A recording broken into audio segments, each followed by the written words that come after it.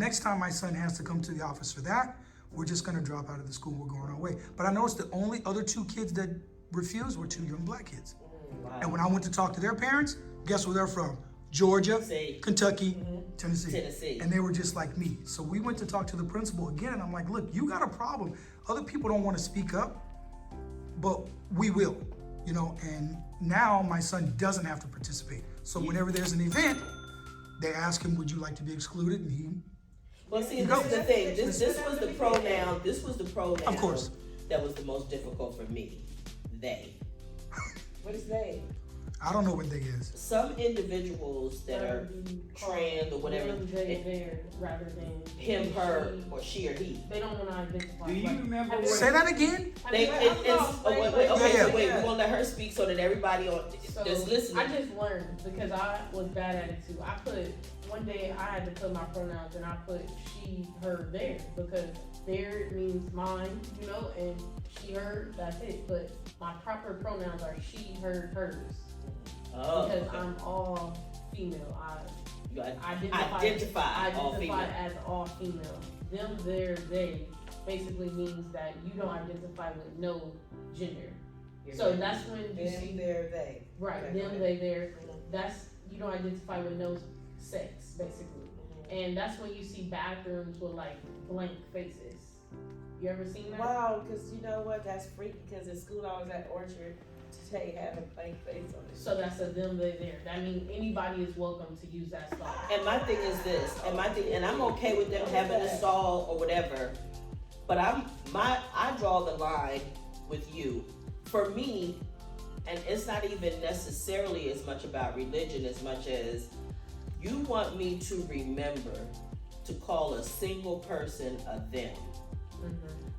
Like my It's brain, hard. Imagine being in a heated discussion, because this is what happened to me. I'm in a heated discussion about homelessness, and I completely disagree with this person.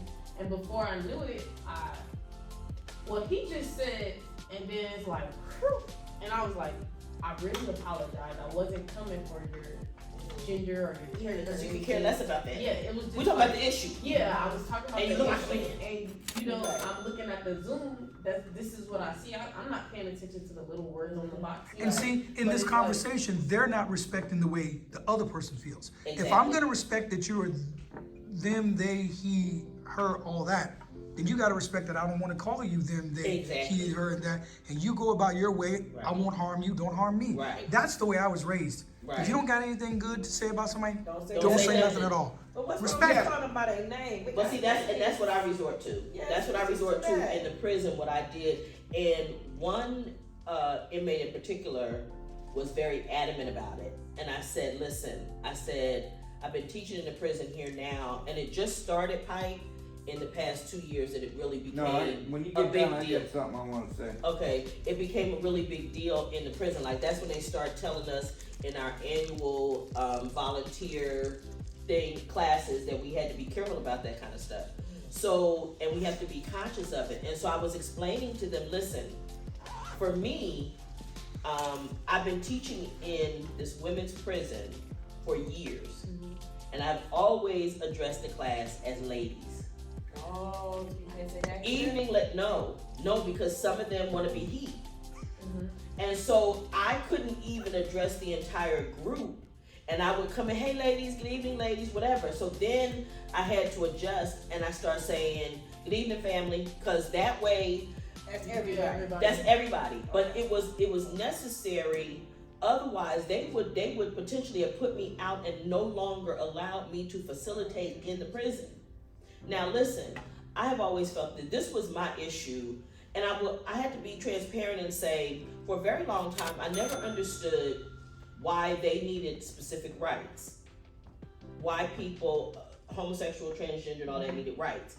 Because for me, I always said, I never introduced myself to you and say, hello, my name is Noreen and this is my favorite sexual position. Said nobody ever. Yeah. Why do I need to know what your sexual preference or what you like to do or whatever? That was my thought. But then what I found out, and even to this day, there are laws in certain states that people can fire you if they find find out you're homosexual. Mm-hmm. There's still I think there's only like 14 states in the United States that don't have that rule. Yeah. That don't have that rule. But it's the same. So the LGBT rights and rules and laws are in the same alignment as women laws. Like abortion isn't accepted throughout all 50 states and things of that nature. So it kind of runs a line. That's why a lot of people say like it's similar to women's rights, but it's not, because they don't get the same justice. Like you know, and the same with men. Like if just recently, I don't know if you guys follow news or CNN, but a woman claimed that a black man raped her, and he was incarcerated for that for 16 years, and she just realized that she made a mistake. Yeah, I saw that. Yeah, and he lost 16 years of his life, and he lost everyone who was in his life because they couldn't believe that he had did that. And the woman was, I think she was a book writer or something. Something like that. Yeah, I can't remember exact, but she was a book writer, and all she did was apologize, and nothing happened to her, and the black man lost his life, and that's just that. And I feel like in those instances, black men should have rights, just like women that call rape have rights. You know, like it's like you took my life away for a mistake, and you get nothing. Like you don't get fined, you don't get jail time. You don't get nothing. But this man sat behind bars for 16 years off of something you thought, and it's nothing. And I feel like they don't. Was she actually raped and she just assumed it was him, or was she was actually raped? Okay. And they gave her a lineup, and she picked him. And she picked him. And it's like these things that's why they should up the bar for when they call rape, because you need to have a rape kit. You need to see the DNA. And it's so weird because when, like as an EMT, when you go on calls and stuff and you get these calls, the first thing you tell them is don't clean yourself. But it's hard not to tell somebody that, because the first thing they want to do is shower and stuff. And it's this is an important part of the evidence. This is the key part. Your body is the evidence. So like, but it's like hard to say that, but it's like they have to come to some middle ground. But there was a man in Missouri. Strickland is his last name. He was arrested and convicted at 18 years old for murder. 2 other people actually wound up ultimately getting time for the murder. They served their time, they got out. The one person that had testified against him recanted and said that they pressured this person to testify.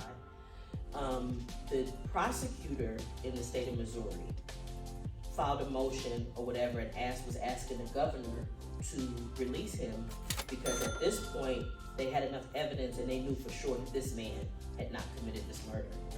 The governor said, well, he can't just jump in line. He had already served 40 some years that he, for a crime he didn't commit. But the governor said, well, he can't just rush in front of everybody else. But he pardoned a couple who, the Black Lives Matter people were coming through their gated community and they pulled guns on them. He pardoned them, but he didn't pardon this man. Knowing that this man had been in jail for 42 years for a crime he didn't commit, that even the prosecutor was asking for him to be let out of prison on. Finally, so that was last year. Then they had passed a law. There was a bill up, and they were hoping that the bill would pass so that then the prosecutors could go in and ask for him to be released. And that actually happened in August of this year, and he finally got released like in October. But what made me think about it is when you said, and he gets nothing. They ultimately, all they gave him, I think they were going to give him somewhere, he was going to get like $1 million. But when you talk about all of what he lost, he's 60 some years old now. Right, with $1 million with no family. Right, and he doesn't even know. So the interview was asking him, what are you gonna do with your life? He's like, I can't even answer that. So that really sets fire to me when they do that, and I watch those interviews, because it's like, you took a man's life, you throw money at him, and I mean, not saying that money won't solve my problem, but a man coming out of jail, what problems do he have regarding money? Well, that's the thing. All of the psychological trauma that he suffered, number one, being incarcerated, period. Yeah. Guilty or innocent, is traumatic. It's traumatic. you know you didn't do it for all of those years, then you have several times along the way where it's proven that you didn't do it. Yeah. You're still here. The prosecutor is asking.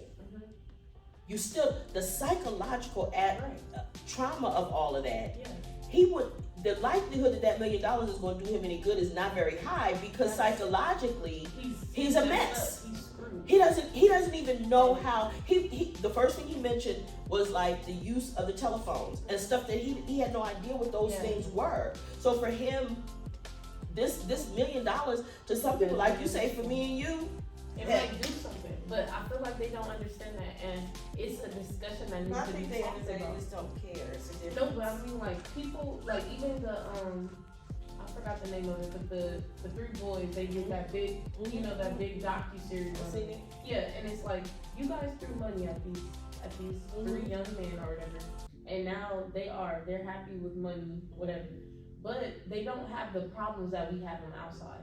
Like, you know, people think money solves all problems, but a prisoner coming out of jail, he has no bills, he has no house, he has nothing to pay. Literally, he's coming out to nothing. So, yeah, that's a great start for him, but it doesn't help him with beginning his Start life. what though? I'm saying, See, like, that's the you thing, can though. start. But you gotta remember a start from what? Because I can't just go get a place. I don't have anything to prove these people I can be able to do this. I can't prove nothing.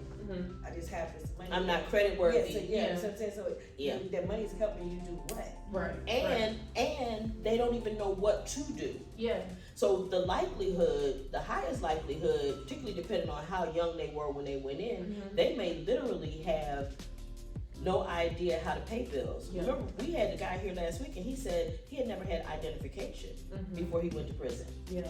He found a way to get 3 wives in there, but that's that's an issue. We gonna go back, Are right? we about to do So- it? Yeah. So, play with this. I was counting.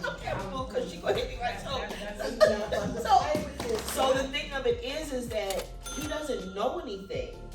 They don't, like you say, they don't, what do they know? And the likelihood is that somebody will actually take advantage of them, Right.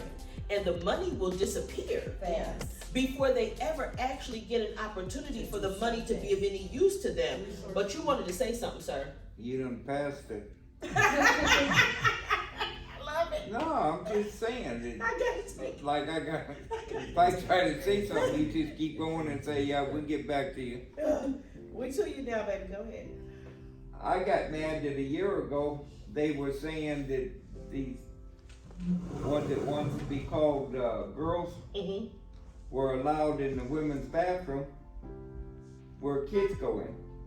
And they was I don't know if they passed the law or they was gonna pass a law, but gave them the right, and I think that's ridiculous. Yeah, as long as if they have on anything similar to like woman outfit, It doesn't matter. they can go in the restroom. It I doesn't. know it does. It's not right, but they can't go in that restroom. Yeah, but it ain't right. What happened if you didn't know he was in there and you sent your kids to the? I understand that. I still feel by that. I feel they shouldn't be in that restroom. Yeah. But their rights say they can't go in that restroom because why? What if they go in that restroom, someone do something to them? They're right. not worried about my baby. Yeah. Right, and that's where public policy is always so challenging, because you're trying to protect the rights of so many people. Yeah, but it's or always whatever. a Someone's few. gonna get hurt. Someone's Someone's gonna get left out. somebody. Yeah, Yes, but so it's I love the few thank that you get for the your law language. passed You're against helping the me with majority. language. It's not right. It's just like the thing with prayer and schools. It wasn't a majority of the people. It was a real small. Yeah, but it always gets passed because they make a big deal out of it. And what typically the reason that is that the government gets sued, and if they ever have to pay, they go to the furthest extreme for the next thing. So another one of those issues is the homeless people and all the trash that is generated around their encampments. That's what that argument was about. Right. So. And so, my cousin and I actually are going to be looking at how do we address that, because this is the thing. I am a tax-paying homeowner. Why is it that you're telling me that I understand that you can't say a person doesn't have a home, and you can't say they can't sleep on the street, because where are they going to sleep? Right. You don't let them sleep in the park. you know, city parks. You don't open up the churches. YMCA, nothing. Nothing is available for somebody who can't. So you can't say you can't sleep on the street. I get that. I understand the concept that you cannot just throw away all their stuff, because that's what they used to do. Oh, they're doing that now. Oh, yes. Yeah, they started Oh, again. started I out see in it. Western? I see it. Yes. I see it right down here on Central. And I'll tell you, and part of the reason they're doing that is because the Super Bowl is coming here, but they're gonna stop in a minute. They do that. They clean up for events. Okay, they don't really care about the circumstance, and they don't care about the trash for us citizens or residents. But when it comes to people coming into town for big events, they did it for the Olympics. They want to look shiny, whatever. They give them a 3-day notice, cause I know guys that work on the crew that and then they bring in cops and a trash truck Yep, and I a seen big it. crew. That's scary. And they'll throw their tents, carts, everything in that trash truck. Well, they keep their tents, but their belongings. No, they're Well, they throwing used the tent to. away. They used to throw away everything. Yeah, But this is the thing. everything when I But see what happened is a lawsuit got filed because, and I can understand why. I'm already homeless. I have empathy with that. This is my all my worldly possessions, and you just take it and you dump it. Think about how difficult, and people particularly coming out of prison, just trying to get your ID, trying to get your social security card, all that is a process. I gotta prove to you with some kind of paper that I'm even alive. Right. Okay, But so mommy, this, I don't mind the homelessness. I mean, but it's the trash. But you guys don't have to have all that trash This- out there. And this is what my cousin's issue is, right? So she ran up on, was invited to a birthday party for a politician. Ran into her elected representative, and she texted me, should I say something? Yes. And I said, of course I said yes. So I told her, I said, what you want to do, first thing you want to do is you want to congratulate her staff because they're very responsive to my cousin. Once she calls them or she texts pictures and say, this is out of hand, they send somebody immediately and they clean it up. So where before she start calling them, the whole block from her block to the next major light would be full of trash. It was even to the point with the encampment, it was coming out into the actual lane of traffic. And you would have to get over, not to run into the trash. So I was telling my cousin, I said, this is what we have to do. We need to, so the elected official was saying to her, well, what you want me to do with him? What do you want me to do? So I said, listen, what we have to do is we have to come up with a solution ourselves. Well, what about all that big money they gave to do something for the homeless? So let me tell you what They don't- happens. They don't spend it on them. Well, let me tell you what happens. Okay, there's a series of things that happen with that. Part of it